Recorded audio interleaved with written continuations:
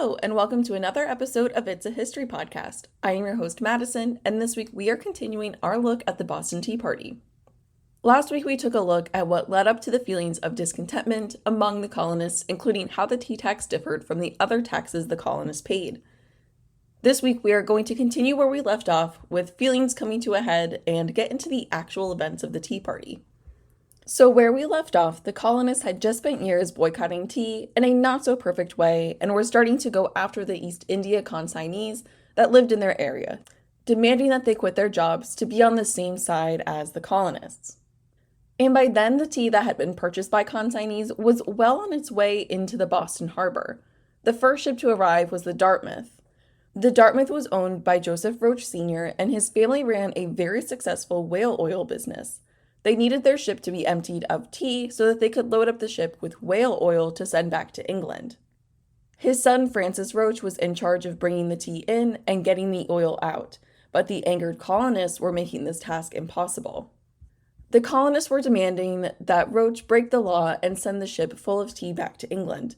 The ship could not leave the harbor without a pass from the governor, and the governor would not issue a pass if the ship had not received clearance from the custom house. And there was a second issue. The Dartmouth, while awaiting its official entrance into port, was parked nicely underneath the stern of a British warship, which would soon be joined by two additional warships. On November 28th, two custom house officials even rowed out and boarded the ship, which was highly unusual. But the ship was holding some highly contested cargo. The clock was ticking for the Sons of Liberty, who had less than 20 days to decide what to do with the tea issue. The consignees wanted to just bring their product into port and sell while following the laws, one of which meant that while the Dartmouth was under the port's authority, custom regulations had kicked in. The owners of any taxable goods had 20 days to make any necessary payments to the custom officers. If the payments were not made in those 20 days, all the items on board the ship, including the ship itself, would be put up for auction. Now with the timer, plans had to be made. The Bostonians started to meet up and try to figure out a plan on what to do. One of the first meetings to take place was with Francis Roach to ask him to hold the ship for a little longer outside the custom house. Francis agreed to the 48-hour grace window the custom house had, but said he would be pulling the ship in shortly after. Now, as the townspeople were trying to come up with something to do, in these early meetings, destruction of tea had been off the table, and preservation of the tea was the ultimate goal. What the Bostonians initially wanted was what they tried to persuade Francis with in the first place, to send the tea back to England and make sure it didn't come into the colonies through any illegal measures. The colonists did not want any of this particular tea making it onto the shores, even through illegal means. While this is going on, Governor Hutchinson is meeting with his council, who are on the side that the tea tax is a violation to the Massachusetts Bay Charter, and that the Tea Act was to directly finance the salaries of civil servants like Hutchinson himself. The council stated that they would not take any responsibility for protecting the consignees or the tea, and that the matter would be left to the town magistrates, who at this time were decidedly on the side of the Sons of Liberty. In a meeting amongst the consignees, they were privately betting that they could get the tea landed successfully at New York prior to the 20-day mark, in an area where the fervor of the Sons of Liberty was not so intense. Francis Roach eventually pledged to return the tea back to England. Two more owners of ships filled with tea were summoned: John Roe, who owned the Eleanor, and John Timmins, who owned the Beaver. John Roe, in the company of many Bostonians, asked whether salt water would not make as good tea as fresh, not so gently alluding to dumping the tea in the harbor. It was decided that the tea would stay on the ships for the time being and kept watchful eyes over it, as again, they did not want any of the tea to exit the ship.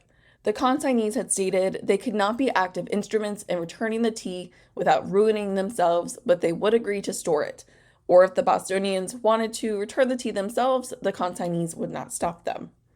The Dartmouth was then moved from the control of the English Navy to the custom house, where it was in Bostonian control. When the Eleanor and the Beaver came close, they were directed to pull in to join the Dartmouth, where the town could best observe that all the tea would remain on the ships. There was also to be a fourth ship, the William, but it had met an unfortunate fate after a violent storm.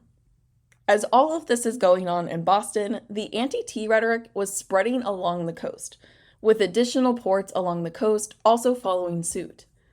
While the anti-tea fervor was increasing in support, Francis Roche was starting to reconsider his commitment to the Bostonians.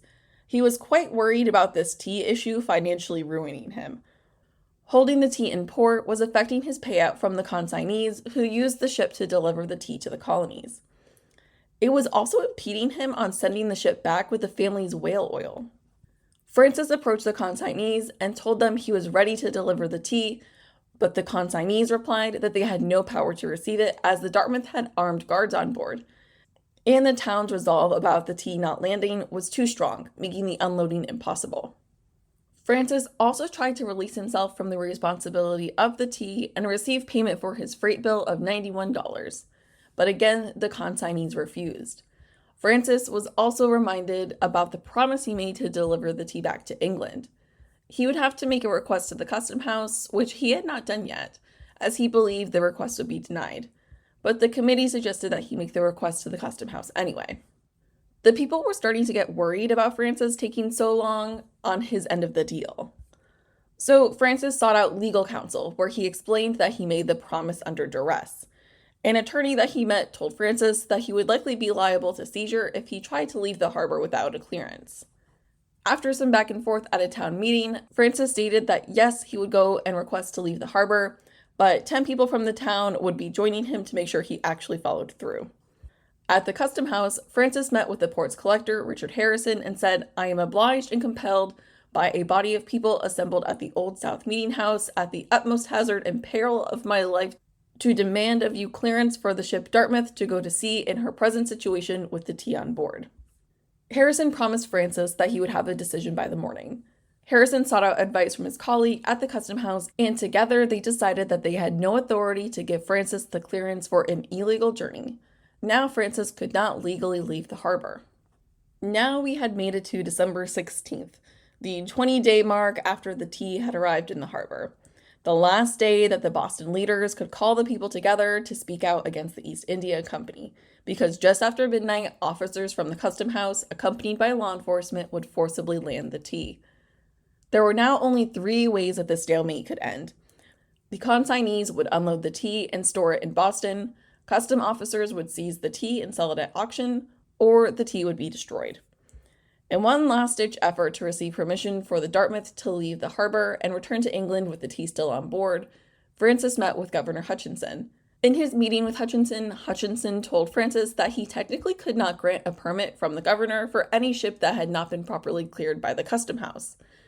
Hutchinson, in regard to whether he would grant a permit anyways, stated he could not think it his duty in this case and therefore should not. Francis and Hutchinson discussed what they think the townspeople would do, and they both surmised that the likely outcome was somehow forcing the tea back to England. With his answer, Francis started to make the journey home and did not return until twilight. While Francis was on his journey to Hutchinson's house, a group called the Mohawks, who may or may not have worked with the Sons of Liberty, it is still up in the air at this point in history, were making their own plans. They fully believed that Hutchinson would deny Francis his request, so they started to come up with their plan to destroy the tea. The plan itself was created. With the cover of darkness, disguised as Native Americans, they would board the ships and within 2 to 3 hours dump all of the tea into the harbor. They determined that it would take about 24 men with knowledge on how to unload cargo from ships. So, when Francis arrived back in town just about 6 p.m. to deliver the news, the Sons of Liberty were expecting that the governor had said no. The people asked if Francis would send the ship back, and he said no, as it would financially ruin him. They then asked if he would unload the tea, which he also replied no, as the consignees would not take possession of the tea. He was stuck in limbo, and the only way that Francis saw forward was when the customs officials would seize his cargo and his ship after the 2-week wait was over. So what exactly happened during the Boston Tea Party? On the night of December 16th, roughly 100 men boarded the 3 trading ships, the Dartmouth, the Eleanor, and the Beaver, that held the many barrels of tea and began dumping the 340 chests of tea into the harbor. Within these 340 chests, there was about 46 tons of tea. A crowd watched on as the rebels started dumping the tea. Onlookers reported that it was very quiet while the act was happening. It was also reported that the ones dumping the tea did just that. They only dumped the tea and did not touch any of the other merchandise that the ships were carrying. Some of the men involved could not help themselves and stuffed handfuls of the loose tea in their pockets. Onlookers even tried to row into the wharf as the tide was low, and the tea started to pile up along the sides of the boats. But the majority reprimanded them on the principle of the matter. Others controlled themselves, trying to maintain the principle of what they were doing. The group of men was made up of all walks of life: older men who believed they were embarked on a noble deed, and younger men who were excited by the act of destruction. The Boston Tea Party, as it was named nearly 50 years after the event itself, was just one event that would eventually lead to the revolution. In its most simplest of terms, the Boston Tea Party was an act of political mobilization. The Tea Party itself lasted just a few hours, with the men working quickly and efficiently to offload the tea into the harbor. Francis had arrived back in town about 6 p.m., and the party was over between 8 and 9 p.m. It is also important to note that the men who acted in the Tea Party disguised themselves as Native Americans in varying degrees of effectiveness. Those in the center of the plot had more elaborate disguises and even tried to mimic the cadence of the native languages. But why would they do this? The most simple of answers is that they were just that, disguises.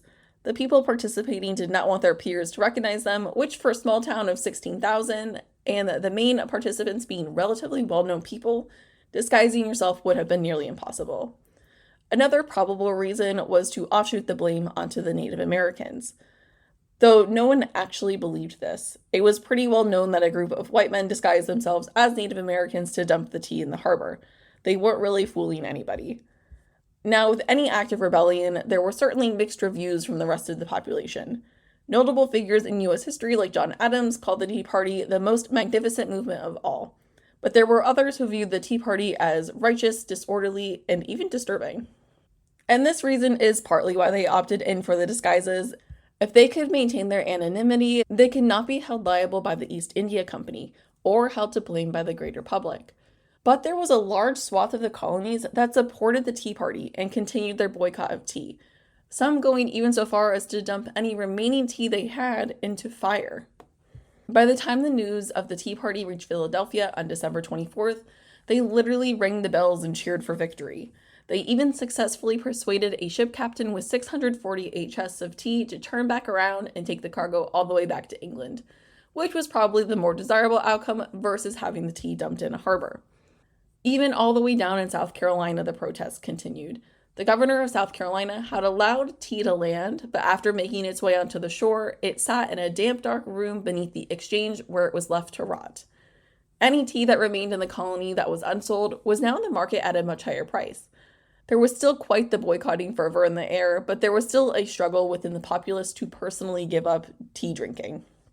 When the news made its way back to Hutchinson that the tea had been dumped in the harbor, he had to take some action.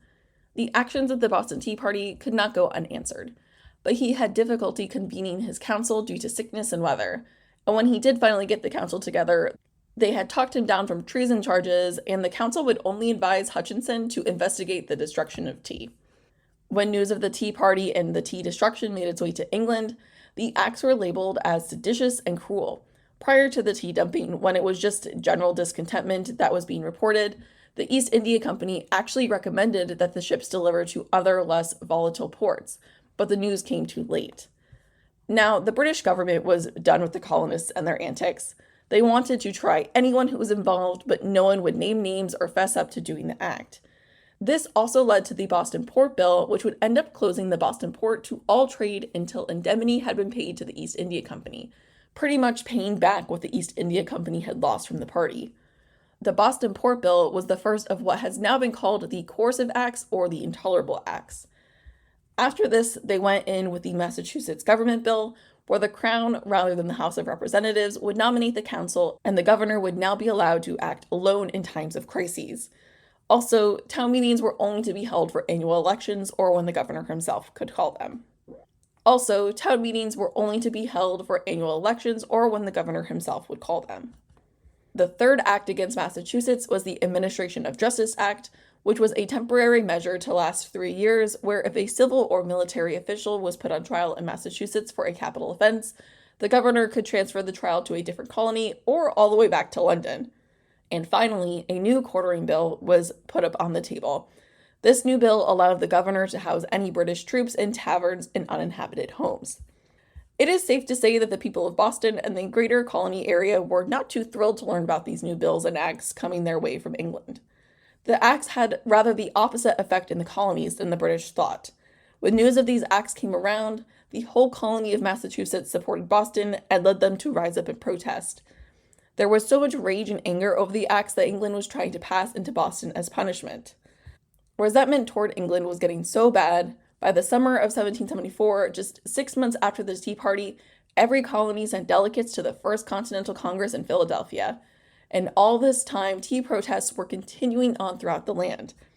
At the end of the day, the East India Company never recouped their lost funds from the Tea Party. The British government would continue to take more and more ownership of the company until the company itself was later dissolved in 1874. And very soon after this act of rebellion, on July 4th, 1776, the Declaration of Independence would be signed, an act that can be directly traced back to a tax on tea. And that is where we're going to end it today. I hope you learned something new about the Boston Tea Party. Sources for today's episode include an article from the Massachusetts Historical Society titled The Boston Tea Party and Defiance of the Patriots, the Boston Tea Party and the Makings of America by Benjamin L. Carp. If you have any further interest in a much deeper dive into the Boston Tea Party, I highly recommend reading Defiance of the Patriots. Thank you for listening to this week's episode. If you liked what you heard, head over to Spotify or Apple Podcasts and leave a review. If you have any questions, comments, or topic ideas, you can email me at itsahistorypodcast@gmail.com. You can also find me over on Instagram and Threads at It's a History Podcast. Thank you again for listening to this week's episode, and I hope to have you in the next one.